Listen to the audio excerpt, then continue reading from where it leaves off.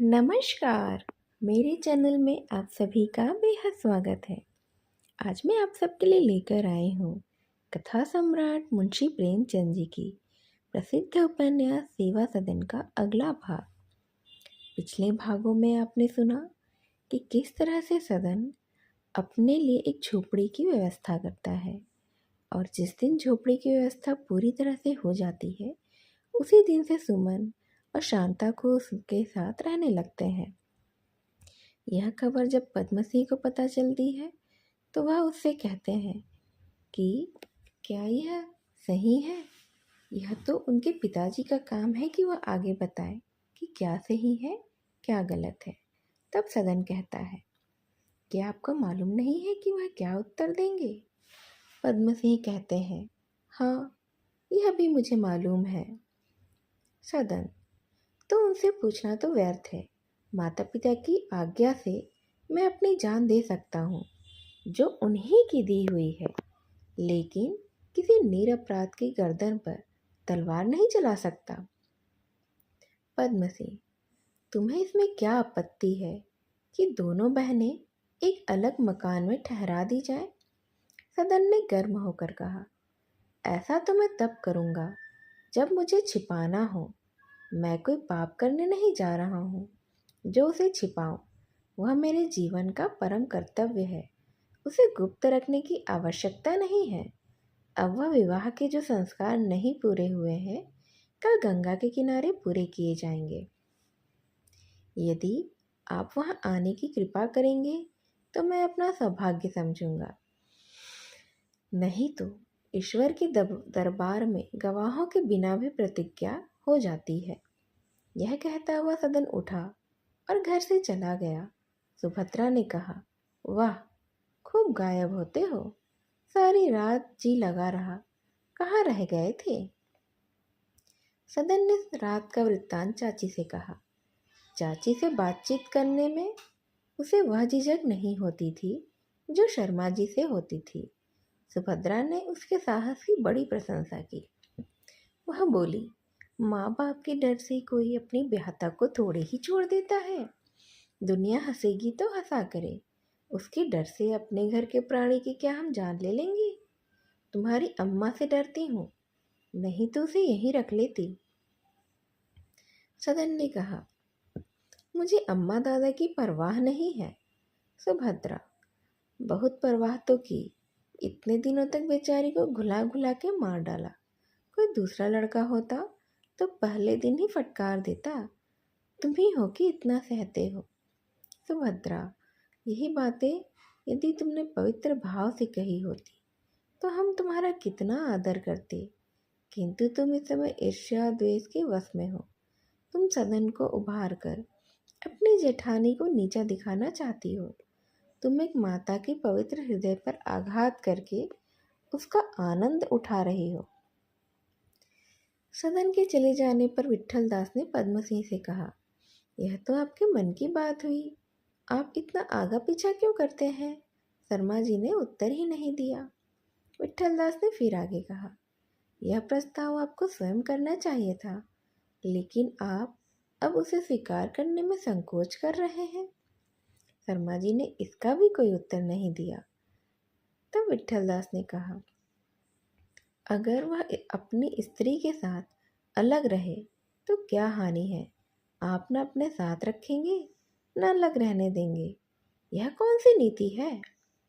पद्मसिंह ने व्यंग भाव से कहा, भाई साहब, जब अपने ऊपर पड़ती है ना तभी आदमी जानता है। जैसे आप मुझे राह दिखा रहे हैं, इसी प्रकार मैं भी दूसरों को राह दिखाता रहता हूँ। आप भी कभी वेश्याओं का उद्धार करने के लिए कैसी लंबी चौड़ी बातें करते थे, लेकिन जब काम का समय आया तो कन्नी काट गए। इसी तरह दूसरों को भी समझ लीजिए। मैं सब कुछ कर सकता हूँ पर अपने भाई को नाराज नहीं कर सकता। मुझे कोई सिद्धांत इतना भी प्यारा नहीं है जो मैं उनकी इच्छा पर न्यौछावर ना कर सकूं। विट्ठल दास ने कहा, मैंने आपसे यह कभी नहीं कहा कि जन्म की वेश्याओं को देवियां बना दूंगा। क्या आप समझते हैं कि उस स्त्री में जो अपने घर वालों के अन्याय यह दुर्जनों के बहकाने से प्रतीत हो जाती है और जन्म की वेश्याओं में कोई अंतर नहीं है। मेरे विचार में उनमें उतना ही अंतर है जितना साध्य और असाध्य रोग में है। जो आग अभी लगी है और अंदर तक नहीं पहुंचने पाई, उसे आप शांत कर सकते हैं, लेकिन ज्वालामुखी पर्वत को शांत करने की चेष्टा पागल ही तो करते हैं, बुद्धिमान कभी नहीं कर सकते हैं। शर्मा जी, कम से कम आपको मेरी सहायता तो करनी चाहिए थी ना। आप अगर 1 घंटे के लिए मेरे साथ दाल मंडी चले तो आपको मालूम हो जाएगा कि जिसे आप सब ज्वालामुखी पर्वत समझ बैठे हैं ना, वह केवल एक बुझी हुई आग का ढेर है। अच्छे और बुरे आदमी तो सब जगह होते हैं, वेश्याएं भी इसी नियम से बाहर नहीं हैं। आपको यह देखकर आश्चर्य होगा कि उनमें कितनी धार्मिक श्रद्धा, पाप जीवन से कितनी घृणा, अपने जीवन उद्धार की कितनी अभिलाषा है। मुझे स्वयं इस पर आश्चर्य होता है। उन्हें केवल एक सहारे की आवश्यकता है, जिसे पकड़कर वह बाहर निकल आए। पहले तो वो मुझसे बात तक न करती थी, लेकिन जब मैंने उन्हें समझाया कि मैंने वह प्रस्ताव तुम्हारे उपकार के लिए ही किया है, जिससे तुम दुराचारियों, दुष्टों और कुमार्गियों की पहुंच से बाहर रह सको, तो उन्हें मुझ पर कुछ कुछ विश्वास होने लगा। नाम तो नहीं बताऊंगा, लेकिन कई धनी वेश्याएं धन से मेरी सहायता करने को तैयार हैं। कई अपनी लड़कियों का विवाह करना चाहती हैं, लेकिन अभी उन औरतों की संख्या बहुत है जो भोग विलास के इस जीवन को छोड़ना नहीं चाहती हैं। मुझे आशा है कि स्वामी गजानंद के उपदेश का कुछ न कुछ फल तो अवश्य ही होगा। खेद यही है कि कोई मेरी सहायता करने वाला भी नहीं है। हाँ, मजाक उड़ाने वाले तो ढेरों पड़े हैं। इस समय एक ऐसे अनाथालय की आवश्यकता है जहाँ वेश्याओं की लड़कियां रखी जा सके और उनकी शिक्षा का उत्तम प्रबंध हो, पर मेरी कोई सुनता ही नहीं है। विट्ठल दास ने ये बातें बड़े ध्यान से सुनी। पद्म सिंह ने जो कुछ कहा था वह उनका अनुभव था, और अनुभवपूर्ण बातें सदैव ही विश्वास उत्पादक हुआ करती हैं। विट्ठल दास को ज्ञात होने लगा कि मैं जिस कार्य को असाध्य समझता था वह वास्तव में ऐसा नहीं है। वह बोले, अनिरुद्ध सिंह से आपने इस विषय में कुछ नहीं कहा? शर्मा जी, वह लच्छेदार बातों और तीव्र समालोचनाओं के सिवा और क्या रखा है। सदन सिंह का विवाह संस्कार हो गया, झोपड़ा खूब सजाया गया था, वही मंडप का काम दे रहा था, लेकिन कोई भीड़ भाड़ नहीं थी। पद्म सिंह उस दिन घर से चले गए और मदन सिंह से सब समाचार कहा। वह तो यह सब सुनते ही आग हो गए। बोले, मैं उस छोकरे का सिर काट डालूंगा, वह अपने को समझता क्या है। भाभी ने कहा, मैं आज ही जाती हूँ, उसे समझाकर अपने साथ लिवा लाऊंगी। अभी नादान लड़का है। उस कुटनी सुमन की बातों में आ गया है। मेरा कहना वह कभी नहीं टालेगा। लेकिन मदन सिंह ने भामा को डांटा और धमका कर कहा, अगर तुमने उधर जाने का नाम लिया तो मैं अपना और तुम्हारा गला एक साथ घोट दूंगा। वह आग में कूदता है, कूदने दो। ऐसा दूध पीता नादान बच्चा नहीं है।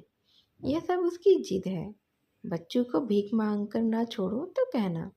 सोचते होंगे दादा मर जाएंगे तो आनंद करूँगा। मुँह धो रखे, यह कोई मौरूसी जायदाद नहीं है। यह सब मेरी अपनी कमाई है। सब की सब कृष्ण अर्पण कर दूंगा। एक फूटी कौड़ी तो नहीं मिलेगी उसे।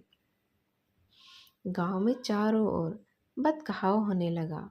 लाला बैजनाथ को निश्चय हो गया कि संसार से धर्म उठ गया है।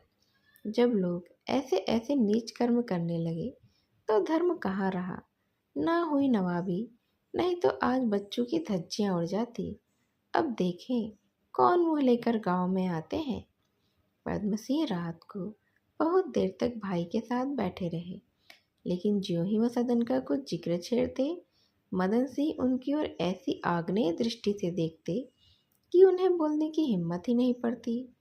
अंत में जब वह सोने चले तो पद्मसिंह ने हताश होकर कहा, भैया सदन आपसे अलग रहे तब भी आपका लड़का ही कहलाएगा। वह जो कुछ नेक बद करेगा उसकी बदनामी हम सब पर आएगी। जो लोग इस अवस्था को भली भांति जानते हैं वह चाहे हम लोगों को निर्दोष समझे, लेकिन जनता जनता सदन में है और हमसे कोई भेद नहीं कर सकती है। तो इससे क्या फ़ायदा कि सांप भी मरे और लाठी भी टूट जाए। एक और दो बुराइयां हैं, बदनामी भी होती है और लड़का भी हाथ से चला जाता है। दूसरी ओर एक ही बुराई है, बदनामी होगी लेकिन लड़का तो अपने हाथ में रहेगा ना। इसीलिए मुझे तो यही उचित जान पड़ता है कि हम लोगों को समझाएं, और यदि वह किसी तरह न माने तो। मदन सिंह ने बात काट कर कहा, तो उसके चुड़ैल से उसका विवाह ठान दें। क्यों, यही ना कहना चाहते हो तुम? ये मुझसे नहीं होगा, एक बार नहीं, 1000 बार नहीं। यह कहकर वह चुप हो गए। एक क्षण के बाद पद्मसिंह को लांछित करके बोले, आश्चर्य यह है कि यह सब तुम्हारे सामने हुआ और तुम्हें जरा भी खबर नहीं हुई। उसने नाव ली, झोपड़ा बनाया और दोनों चुड़ैलों से साठ गांठ की और तुम आंखें बंद किए बैठे रहे। मैंने तो उसे तुम्हारे ही भरोसे भेजा था। यह क्या जानता था कि तुम कान में तेल डाले बैठे रहते हो। अगर तुमने जरा भी चतुराई से काम लिया होता ना तो यह नौबत नहीं आती। तुमने इन बातों की सूचना तक मुझे नहीं दी, नहीं तो यह तो नहीं होता। तुमने इन बातों की सूचना क्यों नहीं दी? मैं स्वयं जाकर उसे किसी उपाय से बचा लाता। अब जब सारी गोटियां पिट गईं, सारा का सारा खेल बिगड़ गया, तो चले हो वहां से मुझसे सलाह लेने। मैं साफ साफ कहता हूँ कि तुम्हारी आनाकानी से मुझे तुम्हारे ऊपर भी संदेह होता है। तुमने जानबूझकर उसे आग में गिरने दिया। मैंने तुम्हारे साथ बहुत बुराइयां की थी, उन्हीं का तुमने बदला लिया है। खैर, कल प्रातःकाल एक दान पत्र लिख दो, 3 पाई जो मौरूसी जमीन है उसे छोड़कर। मैं अपनी सब जायदाद कृष्ण अर्पण करता हूँ। यहाँ ना लिख सको तो वहाँ से लिखकर भेज देना, मैं दस्तखत कर दूंगा और उसकी रजिस्ट्री हो जाएगी। यह कहकर मदन सिंह सोने चले गए, लेकिन पद्म सिंह के मर्म स्थान पर ऐसा वार कर गए कि वह रात भर तड़पते रहे। जिस अपराध से बचने के लिए उन्होंने अपने सिद्धांतों की भी परवाह नहीं की और अपने सहवर्गियों में बदनाम हुए, वह अपराध लग ही गया। इतना नहीं, भाई के हृदय में उनकी ओर से मैल पड़ गया था। अब उन्हें अपनी भूल दिखाई दे रही थी। निसंदेह अगर उन्होंने बुद्धिमानी से काम लिया होता तो यह नौबत तो नहीं आती, लेकिन इस वेदना में इस विचार से कुछ संतोष होता था कि जो कुछ हुआ सो हुआ, एक अबला का उद्धार तो हो गया। प्रातःकाल जब वह घर से चलने लगे तो भामा रोती हुई आई और बोली, भैया उनका हट तो देख ही रहे हो, लड़के की जान ही लेने पर उतारू है, लेकिन तुम जरा सोच समझ कर काम करना, भूल चूक तो बड़ों बड़ों से हो जाती है। वह बेचारा तो अभी नादान लड़का है, तुम उसकी ओर से मन न मैला करना। उसे किसी की टेढ़ी निगाह भी सहन नहीं है। ऐसा ना हो कहीं देश विदेश की राह ले। मैं तो कहीं की नहीं रहूँगी, तुम उसकी सुध लेते रहना, खाने पीने की तकलीफ ना होने पाए। यहाँ रहता था तो एक भैंस का दूध पी जाता था। उसे दाल में घी अच्छा नहीं लगता, लेकिन मैं उससे छिपाकर लौंदे के लौंदे दाल में डाल देती थी। अब इतना सेवा जतन कौन करेगा, न जाने बेचारा कैसा होगा। यहाँ घर पर कोई खाने वाला भी नहीं, वह इन्हीं चीज़ों के लिए तरसता होगा। क्यों भैया, क्या अपने हाथ से नाव चलाता है? पद्म सिंह, नहीं, 2 मल्लाह रख लिए हैं। भामा, तब भी दिन भर दौड़ धूप तो करनी ही पड़ती होगी। मजूर बिना देखे भाले थोड़े ही काम करते हैं। मेरा तो यहाँ कुछ बस ही नहीं है, उसे तुम्हें सौंपती हूँ। उसे अनाथ समझकर खोज खबर लेते रहना। मेरा रोआ रोआ तुम्हें आशीर्वाद देगा। अब की कार्तिक स्नान में मैं उसे जरूर देखने आऊँगी। कह देना तुम्हारी अम्मा तुम्हें बहुत याद करती है, बहुत रोती थी। यह सुनकर उसे ढांढस हो जाएगा। उसका जी बड़ा कच्चा है। मुझे याद करके रोज रोता होगा। ये थोड़े से रुपये हैं, लेते जाओ, उसके पास भिजवा देना। पद्मसी, इसकी क्या जरूरत है? मैं तो वहाँ हूँ ही। मेरे देखते हुए उसे कभी किसी बात की कोई तकलीफ नहीं हो पाएगी। भामा, नहीं भैया, लेते जाओ, क्या हुआ? इस हांडी में थोड़ा सा घी है, यह भी भिजवा देना। बाजारू घी घर के घी को कहाँ पाता है? ना वह सुगंध है, ना वह स्वाद है। उसे अमावट की चटनी बहुत अच्छी लगती है। मैं थोड़ी सी अमावट भी रख के देती हूँ। मीठे मीठे आम चुनकर रस निकाला था। समझा कर कह देना, बेटा, कोई चिंता मत करो। जब तक तुम्हारी माँ जीती है तुमको कोई कष्ट नहीं होने पाएगा। मेरी तो वह एक अंधे की ही लकड़ी है। अच्छा है तो बुरा है तो अपना ही है ना। संसार की लाज से आंखों से चाहे दूर ही कर दूं, लेकिन मन से थोड़े ही दूर कर सकती हूँ। जैसे सुंदर भाव के समावेश से कविता में जान पड़ जाती है और सुंदर रंगों से चित्र में, उसी प्रकार दोनों बहनों के आने से झोपड़ी में जान आ गई। अंधी आंखों में पुतलियां पड़ गईं। मुरझाई कली शांता अब खिलकर अनुपम शोभा दिखा रही है। सूखी हुई नदी उमड़ पड़ी है। जैसे जेठ बैसाख की तपन की मारी हुई गाय सावन में निखर जाती है और खेतों में किलौले करने लगती है, उसी प्रकार विरह की सताई हुई रमणी अब निखर गई और प्रेम में मग्न हो गई। नित्य प्रति प्रातःकाल इस झोपड़े से दो तारे निकलते हैं और जाकर गंगा में डूब जाते हैं। उनमें से एक बहुत दिव्य और दूरगामी है, दूसरा मध्यम और मंद। एक नदी में थिरकता है, दूसरा अपने वृत्त से बाहर नहीं निकलता। प्रभात की सुनहरी किरणों में इन तारों का प्रकाश मंद नहीं होता, वे और भी जगमगा उठते हैं। शांता गाती है, सुमन खाना पकाती है। शांता अपने केशों को संवारती है, सुमन कपड़े सीती है। शांता भूखे मनुष्य के समान भोजन के थाल पर टूट पड़ती है। सुमन किसी रोगी के ही समान सोचती है कि मैं अच्छी होंगी या नहीं। सदन के स्वभाव में अब काया पलट हो गया। वह प्रेम का आनंद भोग करने में तन्मय हो रहा है। वह अब दिन चढ़े उठता है, घंटों नहाता है, बाल संवारता है, कपड़े बदलता है, सुगंध मलता है। 9 बजे से पहले अपनी बैठक में नहीं आता, और आता भी है तो जमकर बैठता नहीं। उसका मन कहीं और रहता है। एक एक पल में भीतर जाता है, और अगर बाहर किसी से बात करने में देर हो जाती है तो उकताने लगता है। शांता ने उस पर वशीकरण का मंत्र डाल दिया है। सुमन घर का सारा काम भी करती है और बाहर का भी। वह घड़ी रात रहे उठती है और स्नान पूजा के बाद सदन के लिए जलपान बनाती है। फिर वह नदी किनारे आकर नाव खुलवाती है। 9 बजे भोजन बनाने बैठ जाती है। 11 बजे तक यहाँ से छुट्टी पाकर वह कोई ना कोई काम करने लगती है। 9 बजे रात को जब लोग सोने चले जाते हैं तो वह पढ़ने बैठ जाती है। तुलसी की विनय पत्रिका और रामायण से उसे बहुत प्रेम है। कभी कभी भक्तमाला भी पढ़ती है, कभी विवेकानंद के व्याख्यान और कभी रामतीर्थ के लेख। यह विदुषी स्त्रियों के जीवन चरित्रों को बड़े चाव से पढ़ती है। मीरा पर तो उसे असीम श्रद्धा है। वो बहुधा धार्मिक ग्रंथ ही पढ़ती है, लेकिन ज्ञान की अपेक्षा भक्ति में उसे अधिक शांति मिलती है। मल्लाहों की स्त्रियों में उसका बड़ा आदर है। वह उनके झगड़े सुलझाती है, किसी के बच्चे के लिए कुर्ता टोपी सीती है, किसी के लिए अंजन या घुट्टी बनाती है। उनमें कोई बीमार पड़ता है तो उसके घर जाती है और दवा दारू की फिक्र करती है। वह अपनी गिरी दीवार को उठा रही है। उस बस्ती के सभी नर नारी उसकी प्रशंसा करते हैं और उसका यश गाते हैं।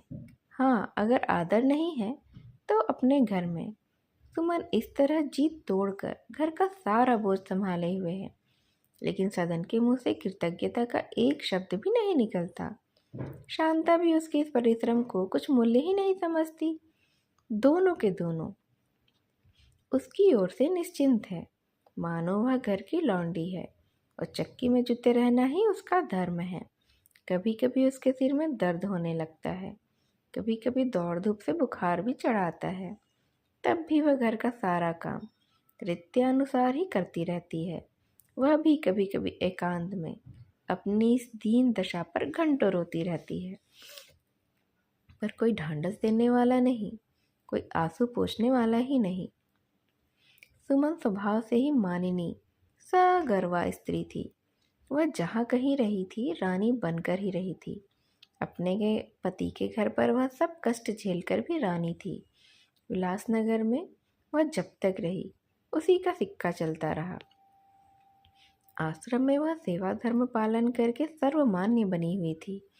इसीलिए अब यहाँ इस हीनावस्था में रहना उसे असह्य था।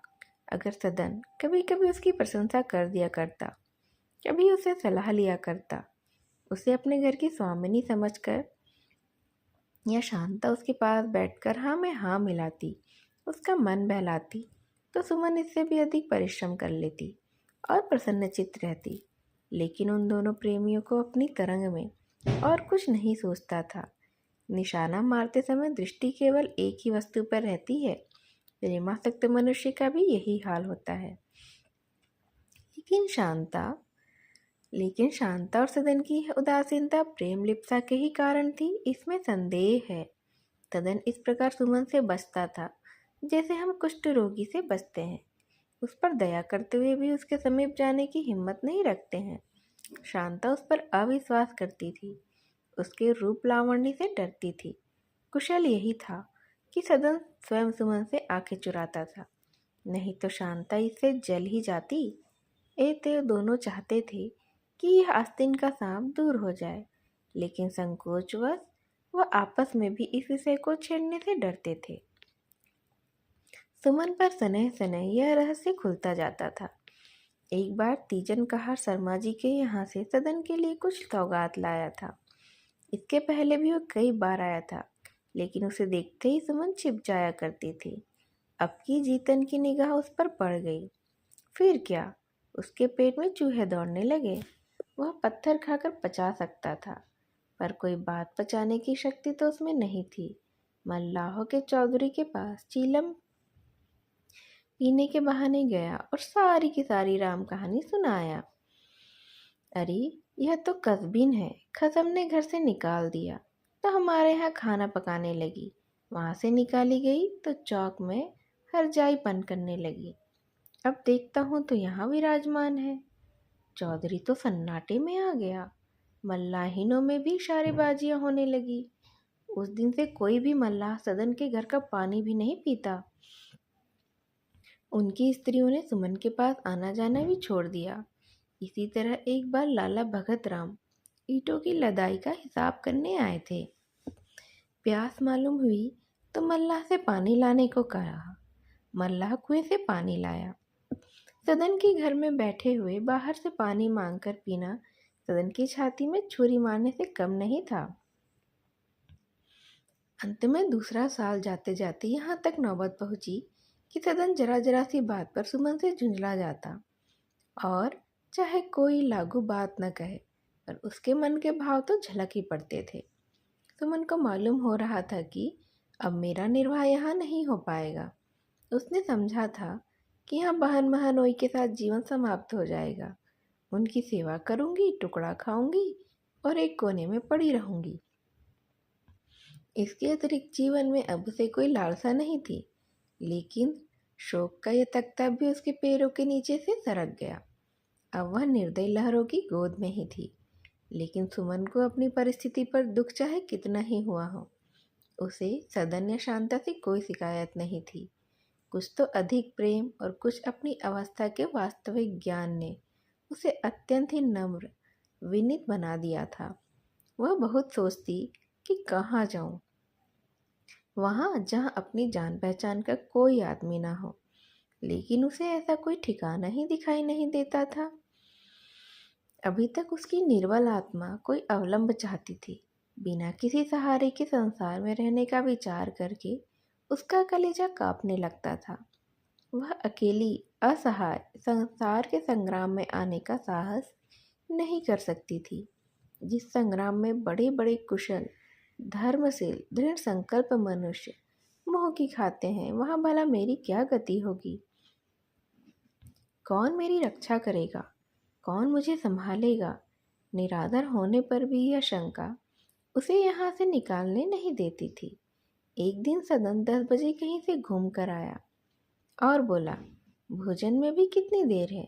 जल्दी करो, मुझे पंडित उमानाथ से मिलने जाना है। चाचा के यहाँ आए हुए हैं। शांता ने पूछा, वह वहाँ कैसे आए हैं? सदन, अब यह मुझे क्या मालूम। अभी जीतन आकर कह गया है कि वह आए हुए हैं और आज के आज चले जाएंगे। यहाँ आना चाहते थे लेकिन किसी कारण से नहीं आए। उसने सुमन की ओर इशारा करते हुए कहा, शांता तो ज़रा बैठ जाओ, यहाँ भी 1 घंटे की देर है। सुमन ने झुंझलाकर कहा, देर क्या है, सब कुछ तो तैयार है। आसन बिछा दो, पानी रख दो तो मैं थाली परोस देती हूँ। शांता ने कहा, अरे तो ज़रा ठहरे जाएंगे तो क्या होगा? कोई डाक गाड़ी छूटी जाती है क्या? कच्चा पक्का खाने का क्या काम है? सदन, मेरी समझ में नहीं आता कि दिन भर क्या होता रहता है। ज़रा सा भोजन बनाने में इतनी देर हो जाती है।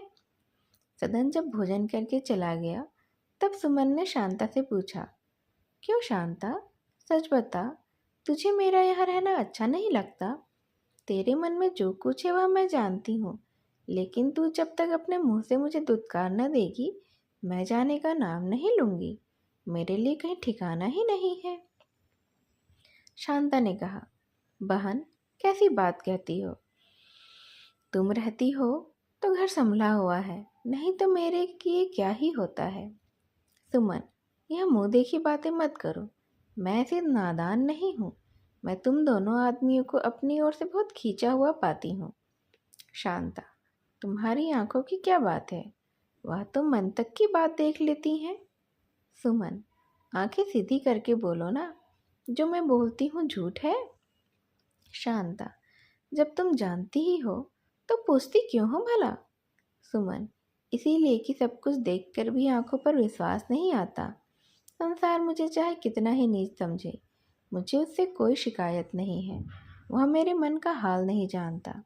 लेकिन तुम तो सब कुछ देखते हुए भी मुझे नीच समझती हो। इसका मुझे आश्चर्य है। मैं तुम्हारे साथ लगभग 2 वर्षों से हूँ। इतने दिनों में तुम्हें मेरे चरित्र का परिचय अच्छी तरह से तो हो गया होगा। शांता, नहीं बहन, मैं परमात्मा से कहती हूँ यह बात नहीं है। हमारे ऊपर इतना बड़ा कलंक मत लगाओ। तुमने मेरे साथ जो उपकार किए हैं वह तो मैं कभी नहीं भूलूंगी, लेकिन बात यह है कि उनकी बदनामी हो रही है। लोग मनमानी बातें उड़ाया करते हैं। वह सदन सिंह से कहते थे कि सुभद्रा जी यहाँ आने को तैयार थीं, लेकिन तुम्हारे रहने की बात सुनकर ही नहीं आई। और बहन बुरा न मानना, अब संसार में यही प्रथा चल रही है तो हम लोग क्या कर सकते हैं। सुमन ने विवाद नहीं किया, उसे आज्ञा मिल गई। अब केवल एक रुकावट थी। शांता थोड़े ही दिनों में बच्चे की माँ बनने वाली थी।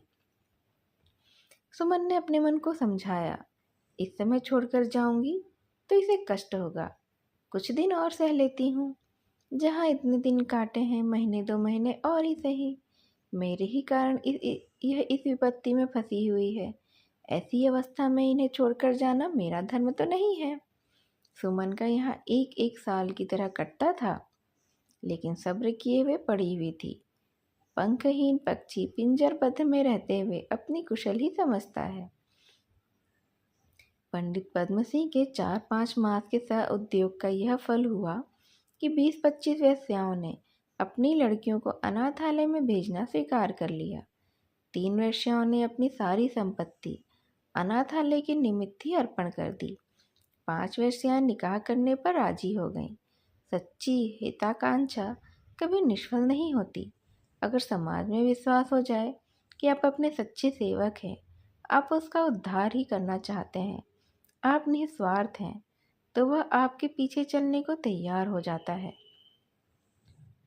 लेकिन यह विश्वास सच्चे भाव, सेवा भाव के बिना कभी प्राप्त ही नहीं होता। जब तक अंतःकरण दिव्य और उज्जवल न हो, वह प्रकाश का प्रतिबिंब दूसरों पर नहीं डाल सकता। पद्म सिंह में सेवा भाव भाव का उदय तो हो गया था। हम में कितने ही ऐसे सज्जन हैं जिनके मस्तिष्क में राष्ट्र की कोई सेवा करने का विचार ही उत्पन्न हुआ हो। पद्म सिंह को अब दाल मंडी जाने का बहुत अवसर मिलता था और वह वेश्याओं के जीवन का जितना भी अनुभव करते उतना ही ज़्यादा उन्हें दुख होता था। ऐसी ऐसी सुकोमल रमणियों को भोग विलास के लिए अपना सर्वस्व गंवाते देखकर उनका हृदय करुणा से विहल हो जाता था। उनकी आंखों से आंसू निकल पड़ते थे। उन्हें अब ज्ञात हो रहा था कि ये स्त्रियां विचार शून्य नहीं है, भाव शून्य भी नहीं है और बुद्धिहीन भी नहीं है, लेकिन माया के हाथों में पड़कर उनकी सारी सद्वृत्तियां उल्टे मार्ग पर जा रही हैं और वह इस सब में फंसती ही चली जा रही हैं। शराब के नशे में मनुष्य की जो दशा हो जाती है, वही दशा इन वेश्याओं की हो गई थी। उधर प्रभाकर राव और उनके मित्रों ने उस प्रस्ताव के शेष भागों को फिर बोर्ड में उपस्थित किया। उन्होंने केवल पद्मसिंह से द्वेष हो जाने के कारण उन मंतव्यों का विरोध किया था, पर अब पद्मसिंह का वैसे अनुराग देखकर वह उन्हीं के बनाए हुए हथियारों से उन पर आघात कर बैठे। पद्मसिंह उस दिन बोर्ड नहीं गए। डॉक्टर श्यामाचरण नैनीताल गए हुए थे। एते वे दोनों मंतव्य निर्विघ्न ही पास हो गए। बोर्ड की ओर से अलईपुर के निकट वेश्याओं के लिए मकान बनाए जा रहे थे। लाला भगत राम दत्त चित्त होकर काम कर रहे थे। कुछ कच्चे घर थे, कुछ पक्के, कुछ 2 मंजिले, एक छोटा सा औषधालय और एक पाठशाला भी बनाई जा रही थी। हाजी हासिम ने एक मस्जिद बनवानी आरंभ की थी और सेठ चिम्मन लाल की ओर से एक मंदिर बन रहा था। दीनानाथ तिवारी ने एक बाग की नींव भी डाल दी थी। आशा तो थी कि नियत समय के अंदर ही भगत राम काम समाप्त कर देंगे। मिस्टर दत्त और पंडित प्रभाकर राव और मिस्टर साकिर बेग उन्हें चैन न लेने देते थे, लेकिन काम बहुत था और बहुत जल्दी करने पर भी 1 साल लग गया। बस इसी की देर थी। दूसरे दिन वेश्याओं को दाल मंडी छोड़कर इन नए मकानों में आबाद होने का नोटिस आखिर दे ही दिया गया। लोगों को तो शंका थी कि इन वेश्याओं की ओर से इसका विरोध होगा, पर उन्हें यह देखकर आमोदपूर्ण आश्चर्य हुआ कि वेश्याओं ने प्रसन्नतापूर्वक इस आज्ञा का पालन किया। सारी दाल मंडी एक ही दिन में खाली हो गई। जहाँ निशिवासर एक स्त्री सी बरसती थी, वहाँ सन्नाटा ही सन्नाटा छा गया था संध्या होते। अब आगे क्या होता है? क्या जहाँ पर वेश्याएं रहने गई हैं वहाँ पर गुलजार हो जाएगा, या ये वेश्याएं अब वहाँ शांति से रहेंगी?